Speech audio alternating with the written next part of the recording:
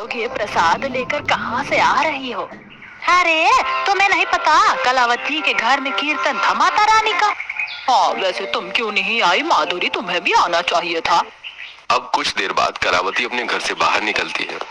अरे कलावती, तुमने अपने घर के कीर्तन में मुझे क्यों नहीं बुलाया? वो माधुरी, इस कीर्तन में आस पड़ोस के लोगों के साथ साथ मेरे कुछ खास मेहमान भी आए थे। और तुम तो जानती हो कि तुम इतनी गरीब हो, तुम्हारे पास पहनने के लिए अच्छी साड़ियाँ भी नहीं होती। तुम्हारे फटे पुराने कपड़ों की वजह से मेरे कीर्तन की शोभा खराब हो जाती। अब नंदिनी अपनी गरीब माँ की बेइज्जती बर्दाश्त नहीं कर पाती और वो गुस्से से कहती है, क्या फायदा ये कीर्तन भजन करके जब आपके मन में ही इतना पाप भरा हुआ है। सही कहा दीदी। खैर जिनके मन में खोट हो उनके कीर्तन में तो अच्छा है कि मन नहीं गई। चलो माँ, आओ घर के अंदर आओ। दूसरी तरफ नंदिनी का गरीब पिता सड़क पर लेबर मिस्त्री का काम कर रहा होता है। तभी उसके पास उसके बड़े भाई का फोन आता है। राजन भाई, मैं अपने घर में छोटी सी दावत कर रहा हूँ, अपने परिवार वालों के साथ जरूर आना। भैया, पर अभी मेरे पास पैसों की बहुत दिक्कत चल रही है। अरे तू मेरा छोटा भाई है, तू खाली हाथ भी आएगा तो मुझे स्वीकार है। अब घर आकर सारी बात राजन अपनी पत्नी से कहता है। देखिए जी, जेठानी जी के घर इतने दिनों बाद जाएंगे तो कुछ ना कुछ तो लेकर जाना ही होगा। मैं बाजार से सस्ते कपड़े खरीद लेती हूँ। मम्मी, दावत में जाने के लिए मुझे भी कपड़े चाहिए। और माँ मुझे भी, क्योंकि चाचा की बेटी अच्छे कपड़े पहनती है, वो मेरा मजाक बना देगी। अरे बाप रे, इतने पैसे थोड़ी ना है कि मैं सबके लिए ही कपड़े खरीद लूं। तुम लोग अपने पुराने कपड़ों को ही ठीक करके पहन लो सुई धागे से। अब बाजार जाकर माधुरी सस्ते कपड़े खरीदती है और शाम को राजन का पूरा परिवार दावत में पहुंचता है। नंदिनी दीदी, बड़ी मम्मी की बेटी ने कितना महंगा ड्रेस पहना है ना, और वो इतनी घमंड में है कि हमसे बात भी नहीं कर रही है। नहीं नहीं, ऐसा नहीं है। चलो, वो बात नहीं कर रही है तो हम ही कर लेते हैं। अब नंदिनी अपनी बहन को लेकर ईशा और स्नेहा के पास आती है। कैसी हो स्नेहा? ईशा, बहुत दिनों के बाद मिल रहे हैं। अच्छा, तुम भी आई हो। खैर मैंने तो देखा ही नहीं था तुम्हें, तुम पहचान में ही नहीं आ रही हो, क्योंकि कोई आया नहीं है ना तुम्हारी तरह ऐसे पुराने फटे कपड़ों को पहनकर। सच में पता नहीं तुम्हारा ये रंग रूप कभी बदलेगा कि नहीं। दूसरी तरफ माधुरी की हाथ में कपड़े लिए। अरे क्या जरूरत थी देवरानी जी आपको हम लोगों के लिए कपड़े लाने की। वैसे भी आप जिस तरह के कपड़े पहनती हैं, वैसे कपड़े हमारे घर में कोई नहीं पहनता। अरे चुप रहो सुषमा। नहीं, सही कहा इन्होंने। मैं गरीब हूँ और अपनी गरीबी के हिसाब से मुझे जो ठीक लगा मैं लेकर आ गई। माफ करना, मैं आपकी बराबरी नहीं कर पाई। अब भरी महफिल में अपनी गरीब माँ की बेइज्जती होता देख नंदिनी को बहुत बुरा लगता है और वो अपने परिवार को लेकर घर आ जाती है। माँ, मुझे बहुत बुरा लग रहा था। पार्टी में सब कैसे हमारे कपड़ों को देखकर हमारी अवहेलना कर रहे थे। हाँ, बड़ी मम्मी ने हमारे कपड़े भी नहीं लिए। हाँ, तुम्हारी गरीब माँ के कपड़े क्यों ही कोई लेगा। माँ, मैं तो सोच रही हूँ कि मैं अब कोई काम ढूंढ लूं। पापा से भी अब काम नहीं होता। अच्छा, अब तो काम करेगी। अरे बेटी, तुम क्या काम करोगी? वैसे भी गांव में कोई अच्छा काम नहीं है और लोगों को पता चला तो सब कहेंगे हम अपनी बेटी की कमाई खा रहे हैं। मम्मी पापा, आप दोनों जिंदगी भर फलाना क्या सोचेगा बस यही सोचते आए हो। याद रखो, ये फलाने के लोग सिर्फ कंधा देने आते हैं और कुछ नहीं। मैंने फैसला कर लिया है, मैं जॉब करूंगी, वो भी शहर में जाकर। अब नंदिनी अपनी एक सहेली को फोन करती है जो शहर में ही काम करती थी। हेलो राधिका। हाँ बोलो नंदिनी, कैसी हो? वो राधिका, तुम शहर में काम करती हो ना, क्या तुम मेरी भी नौकरी वहाँ लगवा सकती हो? मेरे पापा का काम ठीक से नहीं चल रहा है और मेरी गरीब माँ उन चंद पैसों में सब कुछ मैनेज नहीं कर पा रही है। अच्छा, तुम चिंता मत करो, तुम शहर आओ, मैं तुम्हारी नौकरी लगवा दूंगी। ये बात नंदिनी घर वालों को बताती है और कुछ ही दिनों में नंदिनी माँ से पैसे लेकर शहर चली जाती है। अब शहर में नंदिनी राधिका के दिए हुए एड्रेस पर पहुँचती है। नंदिनी, आ गई तुम? आओ बैठो। अच्छा, तो ये है नंदिनी जिसके बारे में तुम बता रही थी। हाँ ना नंदिनी, घबराओ मत, बैठो, हमें अपना ही समझो। अब नंदिनी रूम में बैठती है, राधिका चाय बनाकर देती है। नंदिनी देखो, मैं तुम्हें बता दूं कि शहर में मैं तुम्हें सिर्फ छोटी मोटी नौकरियां ही दिलवा सकती हूँ, क्योंकि शहर काफी पॉश एरिया होता है। यहाँ अच्छी नौकरी के लिए अच्छा क्वालिफिकेशन भी चाहिए होता है, जो कि तुम्हारे पास नहीं है। इसीलिए मैं तुम्हें होटल में सर्वेंट की नौकरी लगवा दूंगी। वैसे शहर के होटल में वेटर का काम करने वाली लड़कियों को भी 50 से 60 हजार रुपए महीने मिलते हैं। इतने में तुम्हारी गरीब माँ अच्छे से अपनी जिंदगी सर्वाइव कर पाएगी। उनका खाना पहनना रंग रूप सब बदल जाएगा। हाँ मनीषा ठीक कह रही है। ठीक है, मैं ये काम करने के लिए तैयार हूँ। नौकरी बेशक से छोटी बड़ी हो, पर मैं इतने पैसे कमा लूं कि मेरी गरीब माँ की जिंदगी बदल जाए। उन्होंने बहुत तकलीफ देखी है और अब मैं उन्हें उन तकलीफों से बाहर निकालना चाहती हूँ।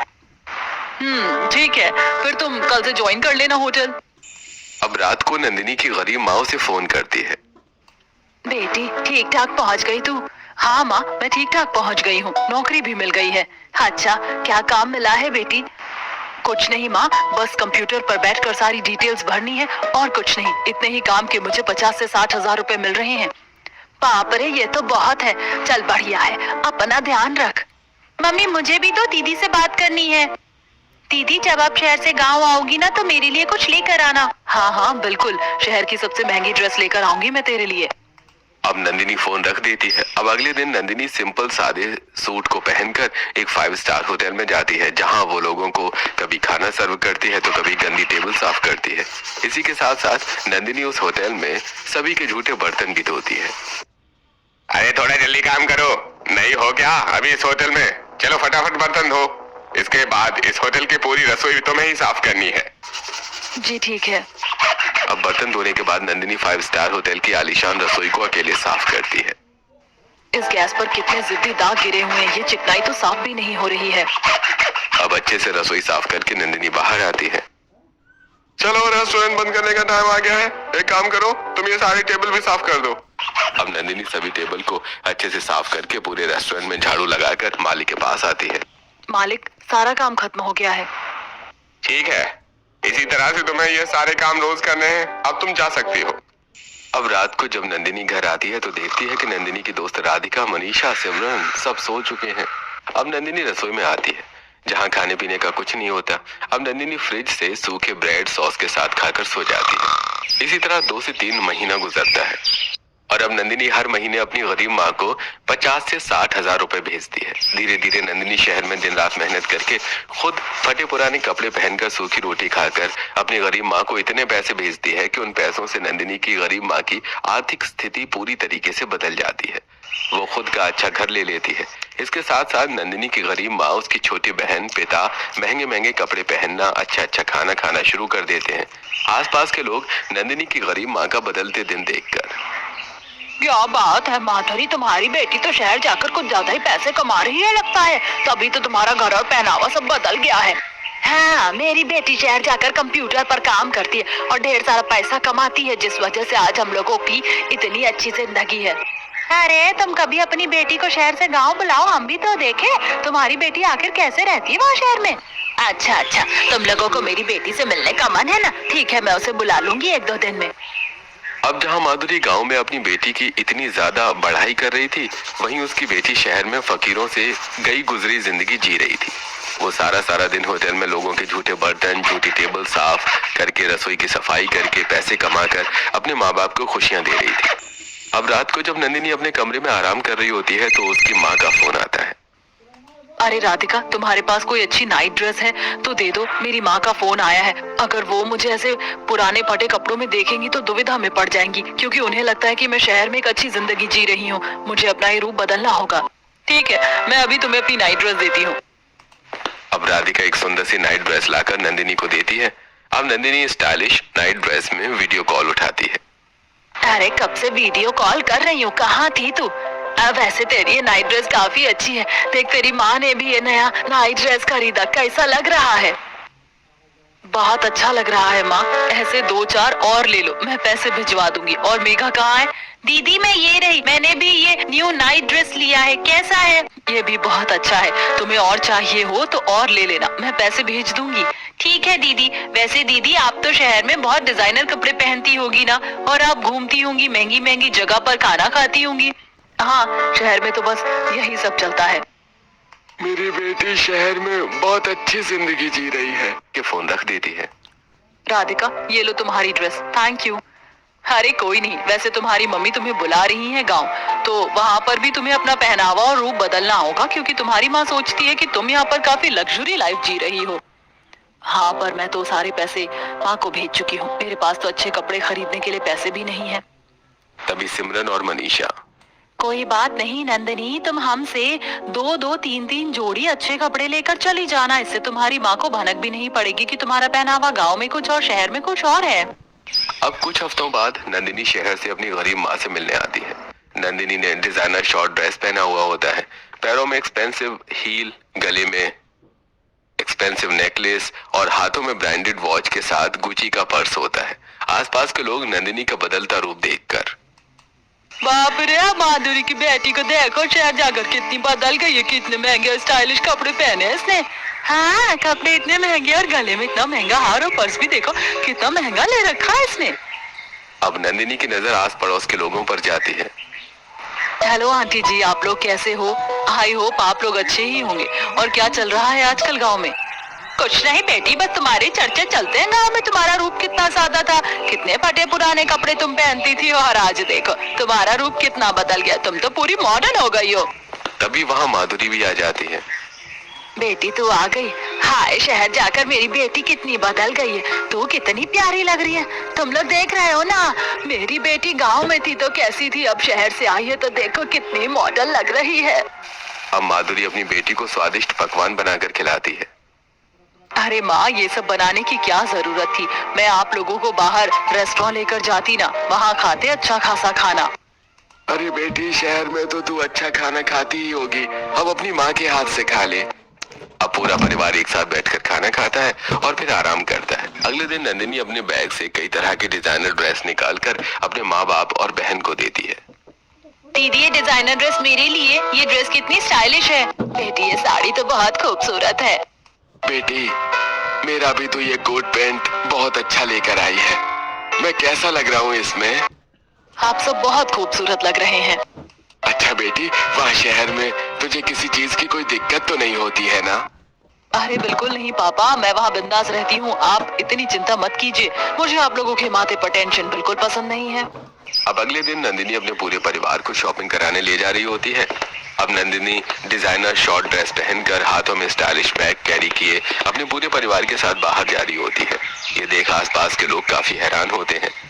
अरे, नंदिनी का तो शहर जाकर रंग रूप ही बदल गया। ये तो शहर में भी ऐसे ही महंगे महंगे कपड़े पहनती होगी जैसे यहाँ पहन रही है, और अपने माँ बाप को भी पहना रही है। अब मॉल में आकर नंदिनी का पूरा परिवार शॉपिंग करता है। इसके बाद नंदिनी अपने पूरे परिवार को 5 स्टार होटल में लेकर जाती है और खाना खिलाती है। इस तरह नंदिनी एक दिन अपनी माँ के साथ छत पर होती है। तभी सामने की छत पर खड़ी गायत्री नंदिनी का रूप बदलता देखकर कहती है, नंदिनी बेटी, तुम तो शहर जाकर पूरी ही बदल गई। लगता है अच्छी खासी कमाई हो रही है शहर में। तुम तो आलीशान जिंदगी जीती होगी ना शहर में। सुनो ना, अगर शहर में कोई वैकेंसी हो तो मेरी बेटी की भी नौकरी लगवा दो। Thank you so much aunty ji, but I am really sorry, अभी मेरे पास कोई भी वैकेंसी नहीं है। अगर मेरे पास कोई वैकेंसी हुई तो मैं आपकी बेटी आंचल को जरूर बताऊंगी। अब इसी तरह एक दिन माधुरी अपनी बेटी से, बेटी नंदिनी देख, तेरी गरीब माँ तेरी वजह से कितनी तरक्की कर ली है। तू भी शहर में इतनी अच्छी जिंदगी जी रही। इस खुशी में मैं छोटी सी दावत करना चाहती हूँ। हाँ, दावत कर लेते हैं, लोगों को भी पता चले कि हमारी गांव की बेटी कितनी तरक्की कर रही है शहर जाकर। हाँ, और इस दावत में बड़ी मम्मी को जरूर बुलाएंगे। हाँ, ठीक है, करते हैं दावत, कोई दिक्कत की बात नहीं है, आप सबको बुलाइए। अब जहाँ माधुरी घर में दावत की तैयारी में जुट जाती है, वहीं नंदिनी चुपचाप छत पर जाकर अपनी दोस्त को फोन करती है। राधिका, मैं बड़ी मुसीबत में पड़ गई हूँ। मेरी माँ मेरा शहर में जॉब लगने की खुशी में घर में दावत कर रही है, और मेरे पास पैसे नहीं है। मेरे तो बदन के कपड़े भी मांगे हुए हैं। अच्छा, दावत के लिए पैसे चाहिए, ठीक है, मेरे पास कुछ पैसे हैं। कुछ पैसे मैं तुम्हें सिमरन और मनीषा से मांग कर दे दूंगी। Thank you so much. मैं वहाँ आकर वेटर का काम ओवर टाइम करूंगी, और ओवर टाइम करके तुम सबके एक एक पैसे चुका दूंगी। अब दोस्तों से उधार लेकर नंदिनी अपनी माँ के कहने पर घर में एक अच्छी दावत करती है, जिसमें माधुरी के सभी रिश्तेदार, आस पड़ोस के लोग आते हैं। इस दावत में माधुरी ने डिजाइनर साड़ी, उसकी छोटी बेटी ने डिजाइनर वन पीस, उसके पति ने कोट पैंट, तो नंदिनी ने डिजाइनर गाउन पहना हुआ होता है। अरे, हमारी गरीब चाची की बेटी जो गांव में इतने फटे पुराने कपड़े पहनती थी, ये शहर जाकर इतनी कैसे बदल गई? इसका तो रंग रूप ही बदल गया है। सच में मुझे तो बिलीव ही नहीं हो रहा कि ये गरीब इतनी तरक्की कर रही है। तभी सुषमा अपनी देवरानी से, अरे माधुरी, तुम्हारी बेटी तो शहर जाकर कुछ ज्यादा ही बदल गई है। तुम लोगों का घर भी इतना अच्छा हो गया और पहनावा भी तुम लोगों का तो रंग रूप ही बदल गया है। हाँ, वो तो बदलेगा ही। आखिर मेरी बेटी शहर में जाकर लाखों रुपए जो कमाती है। वहीं ईशा, स्नेहा, मेघा और नंदिनी से, क्या बात है, तुम्हारा गेटअप ही बदल गया। अरे मैं कहती हूँ शहर में नौकरी कर रही हो या कोई लॉटरी लग गई है। सच में इतनी जल्दी इतना बदलाव कैसे आ गया तुम्हारे अंदर? इतनी तो तुम पढ़ी लिखी भी नहीं हो। हाँ, पढ़ी लिखी नहीं हो, पर फिर भी शहर जाकर इतनी अच्छी नौकरी कर रही हूँ कि मेरा पूरा परिवार गांव में ऐशो आराम की जिंदगी जी रहा है। और तुम दोनों इतनी पढ़ लिख कर भी अब तक गांव में हो और अपने पिता के पैसे पर अपने शौक पूरे कर रही हो। सही बात है, पिता के पैसे पर उड़ना गलत है। अपने दम पर कुछ करो, जैसे मेरी दीदी ने किया है। हाँ हाँ ठीक है, शहर क्या चलेगी, इनका तो रुतबा ही बदल गया। पता नहीं ऐसा क्या करती है शहर में। अब कुछ देर बाद दावत खत्म होती है। सभी लोग खा पी कर वहाँ से चले जाते हैं। इसी तरह कुछ हफ्ते गुजरते हैं और अब नंदिनी भी दोबारा गांव से शहर चली जाती है और अपने साधारण रूप में आती है। तुम लोगों का बहुत बहुत शुक्रिया जो तुमने मुझे इतने सारे कपड़े दिखाए और पैसे भी दिए। अब मैं ओवर टाइम करके तुम सबके पैसे चुका दूंगी। अब नंदिनी अपना उधार चुकाने के लिए सुबह 6 बजे से लेकर रात के 2 बजे तक होटल में काम करती है और घर वालों को पैसे भेजती है, जिस वजह से नंदिनी को 2 वक्त ठीक तरीके से खाना तक भी नसीब नहीं होता। वो कभी सूखे ब्रेड, तो कभी पानी, तो कभी सिर्फ बिस्किट खाकर गुजारा करती है। अब धीरे धीरे कुछ महीने गुजरते हैं, जिसके बाद माधुरी अपनी बेटी की शादी करने का फैसला लेती है। तुम ठीक कह रही हो माधुरी, अब हमें अपनी बेटी की शादी कर देनी चाहिए। हाँ, आप ना पंडित जी को बुलाइए घर। मैं उनसे अपनी बेटी के लिए विलायत के लड़के का रिश्ता मांगूंगी जो विलायत में रहता है। अब पंडित घर आते हैं और माधुरी को उसके मन के मुताबिक विलायत के लड़के का रिश्ता दिखाते हैं। मुझे ये लड़का बहुत पसंद है पंडित जी, मैं इसी से अपनी बेटी की शादी करूंगी। अब अगले दिन लड़के वाले माधुरी के घर आते हैं। नमस्कार माधुरी जी। अरे आप आइए ना, अंदर बैठिए। सुधा जाकर सोफे पर बैठती है अपने बेटी के साथ। माधुरी जी, आपकी बेटी कहाँ है? जी, हमारी बेटी अभी गांव में है नहीं, वो शहर में रहती है, वहीं नौकरी करती है।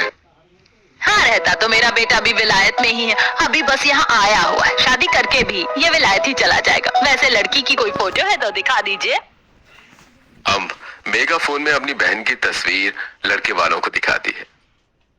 लड़की तो काफी अच्छी है, मुझे पसंद है ये लड़की। हाँ, हमें भी लड़की पसंद है, लेकिन एक बार आप अपनी बेटी को शहर से यहाँ बुला लीजिए। ये दोनों आपस में मिल लेंगे थोड़ा तो ठीक रहेगा। अब कुछ देर बाद लड़के वाले वहाँ से चले जाते हैं और माधुरी अपनी बेटी को फोन करती है। क्या हुआ माँ? वैसे तो आप रात में फोन करती हो, आज दिन में ही फोन कर दिया। हाँ, क्योंकि आज मैं तुझे खुशखबरी देने वाली हूँ। कैसी खुशखबरी माँ? बेटी, मैंने तेरा रिश्ता फिक्स कर दिया है, वो भी ऐसे लड़के से जो विलायत में काम करता है। अरे माँ, आपने मुझसे बिना पूछे मेरी शादी फिक्स कर दी। अभी तो मुझे और पैसे कमाना था। नहीं, बहुत पैसे कमा लिया तूने। अब तो अपने पति के पैसे पर ऐश करेगी। ऐसा अमीर लड़का ढूंढा है मैंने तेरे लिए। अब तू जल्दी से गाँव आ जा, वो लोग तुझसे मिलना चाहते हैं। ठीक है माँ, मैं आती हूँ। अब रात को नंदिनी उदास कमरे में बैठी होती है। अरे क्या हुआ नंदिनी, इतनी गुमसुम क्यों हो? हाँ, क्या हुआ बताओ ना नंदिनी। मेरी माँ ने मेरी शादी फिक्स कर दी, वो भी ऐसे लड़के से जो विलायत में रहता है। वो लड़का भी शादी से राजी है, क्योंकि शायद मेरी माँ की तरह उसे भी लगता है कि मैं शहर में एक अच्छी जिंदगी जी रही हूँ। लेकिन जिस दिन उन्हें मेरी सच्चाई पता चलेगी, वो ये शादी तोड़ देंगे। किसी को कुछ पता नहीं चलेगा नंदिनी। तुमने जैसे अब तक शहर में और गाँव में अपना रूप बदल कर रखा है, वैसे ही बदल कर रखो। कैसे भी एक बार ये शादी हो गई तो तुम उस लड़के के साथ विलायत ही चली जाओगी। हाँ, कुछ दिनों तक तुम अपना रूप बदल कर गाँव में और रह लो, उसके बाद तो तुम्हारी शादी ही हो जाएगी और किसी को कुछ पता नहीं चलेगा। अब नंदिनी कुछ दिनों में शहर से गांव जाती है और सबसे पहले वो अपने होने वाले फियांसे से मिलती है। नंदिनी, तुम तो बहुत खूबसूरत हो, तुम्हारी ड्रेसिंग सेंस भी काफी अच्छी है। कितना खुश हो रहा है ये। अगर इसे पता चला कि ये कपड़े किराए के हैं तो अभी यहाँ से उठकर भाग जाएगा। हाँ, वो शहर में सब ऐसे कपड़े पहनते हैं ना, तो मेरी भी आदत है। चलो ना, हम मूवी देखने चलते हैं, उसके बाद डिनर भी करेंगे। माँ ने कहा है कि आज मैं पूरा दिन तुम्हारे साथ ही स्पेंड करूँ। ओह ग्रेट, चलो चलते हैं।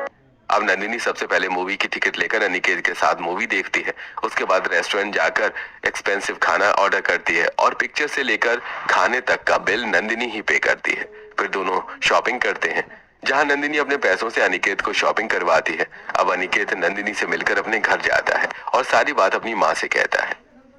अच्छा, इतनी अमीर है वो लड़की, लगता है शहर में अच्छी नौकरी है उसकी। माँ, मुझे तो वो बहुत स्टैंडर्ड और मॉडर्न लगती है। मैं तो शादी उसी से करूंगा और फिर उसे अपने साथ विलायत ले जाऊंगा। अब 2 से 3 दिन बाद नंदिनी अनिकेत को फोन करती है। अनिकेत, मुझे शहर जाना होगा, मेरी कोई मीटिंग है। मेरी ये मीटिंग खत्म हो जाए फिर हम शादी कर लेंगे। ठीक है, अगर मीटिंग इतनी ही इम्पोर्टेंट है तो तुम जाओ। वहीं माधुरी। बेटी जल्दी आ जाना काम खत्म करके। ठीक है माँ, मैं आ जाऊंगी, चिंता मत करो। अब नंदिनी शहर जाकर दिन रात होटल में काम करती है ताकि वो एक्सपेंसिव शादी कर सके। अब नंदिनी कभी होटल में बर्तन धोती है तो कभी झाड़ू लगाती है, कभी टेबल साफ करती है तो कभी कस्टमर को खाना सर्व करती है।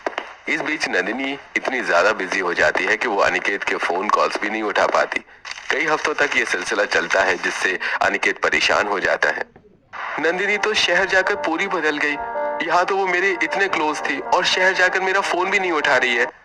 अब अगले ही दिन अनिकेत नंदिनी की माँ के पास आता है। मम्मी जी, नंदिनी शहर में कहाँ रहती है, आपको पता है?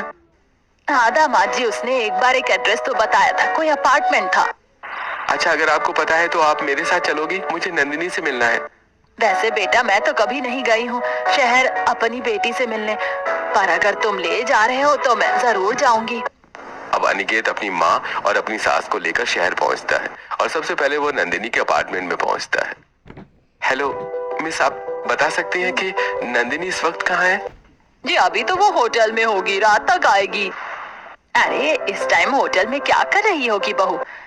अरे मेरी बेटी करोड़ों रुपए कमाती है तो खाना भी होटल में ही खा रही होगी। अब अनिकेत होटल का पता पूछकर अपनी माँ और अपनी सास के साथ होटल में पहुंचता है जहाँ नंदिनी लोगों के झूठी टेबल साफ कर रही होती है। वहीं होटल का मालिक। अरे क्या कर रही हो नंदिनी? तुम फटाफट टेबल साफ करो और ये झूठी प्लेट भी उठाओ, इसके बाद तुम्हें रसोई भी साफ करनी है। ये सब कुछ देखकर अनिकेत, अरे मम्मी जी, हमारी नंदिनी शहर में वेटर का काम करती है। नहीं नहीं, मेरी बेटी ये सब नहीं करती, वो तो कंप्यूटर पर काम करती है जी। अब जैसे ही नंदिनी टेबल से झूठी प्लेट उठाती है उसकी नजर अपनी माँ पर पड़ती है। अरे माँ, आप यहाँ शहर में, आप सब यहाँ क्या कर रहे हैं? सुन लिया समधन जी, वो लड़की जो वेटर का काम कर रही है वो आपको ही माँ कहकर पुकार रही है। इसका मतलब आपकी बेटी शहर में वेटर का काम करती है। अब नंदिनी उसके पास जाती है। नहीं, ऐसा नहीं हो सकता। मुझे तो खुद ही नहीं पता था कि मेरी बेटी शहर में लोगों के झूठे बर्तन उठाती है और वो एक वेटर है। इसका मतलब माधुरी जी, आपकी बेटी गांव में मॉडल और शहर में फकीर चंद है और आप झूठ बोलकर अपनी फकीर चंद बेटी की शादी मेरे विलायत में रहने वाले बेटे से करवाना चाहती थी। ये सब सुनकर नंदिनी की आंखें नम हो जाती हैं और वो आंखों में आंसू लिए कहती है, आप लोग मेरी माँ पर कोई इल्जाम मत लगाइए। मैंने अपनी माँ को कभी नहीं बताया कि मैं शहर में कैसी जिंदगी जीती हूँ। पर बेटी, तूने मुझसे झूठ क्यों बोला? तू शहर में रहकर अपने शरीर पर इतना सितम ढा रही है और हमें इस बात का अंदाजा तक नहीं। तुम्हें और क्या करती माँ? मैं घर की गरीबी देखकर शहर में पैसे कमाने तो आ गई, लेकिन अच्छी शिक्षा ना होने के कारण मुझे कहीं कोई काम नहीं मिल रहा था। मुझे बड़ी मुश्किल से इस होटल में वेटर का काम मिला और मैंने इसी काम को अपना भगवान मान लिया, क्योंकि इसी कमाई से मैं अपनी गरीब माँ को एक अच्छी जिंदगी दे पा रही थी। अब नंदिनी की बातें सुनकर अनिकेत को एहसास होता है कि नंदिनी ने जो कुछ भी किया वो सब अपने गरीब माँ के लिए किया। चुप हो जाओ नंदिनी, तुमने जो कुछ भी किया वो बिल्कुल ठीक था। मुझे तो बहुत फक्र हो रहा है तुम पर कि आज के टाइम में भी तुम जैसी लड़कियां हैं जो अपनी फैमिली के लिए सैक्रिफाइस करती है। मुझे तुम्हारे इस झूठ से कोई प्रॉब्लम नहीं है। मैं तुम जैसी हो वैसे ही स्वीकार करने के लिए तैयार हूँ। हाँ बेटी, मैं तो तुम्हें गलत समझ रही थी, लेकिन तुम तो बहुत काबिल और होशियार हो। इतनी होशियार कि तुम अपने गरीब माँ बाप को खुशियाँ देने के लिए सारी परेशानियों से अकेले ही लड़ रही थी। इसीलिए अब तुम ही मेरे इकलौते बेटे की बहू बनोगी। भगवान का शुक्र है कि आप मेरी बेटी को समझ पाए। अब अनिकेत खुशी खुशी नंदिनी से शादी करता है और उसे विलायत ले जाता है। इसके साथ साथ अनिकेत नंदिनी के पिता के लिए गांव में ही बड़ी किराने की दुकान खुलवा देता है, जिसमें नंदिनी के माता पिता की आर्थिक स्थिति जिंदगी भर के लिए मजबूत हो जाती है। वहीं नंदिनी भी अपने ससुराल में खुशहाल जिंदगी बिता रही होती। शादी से पहले वर्सेस शादी के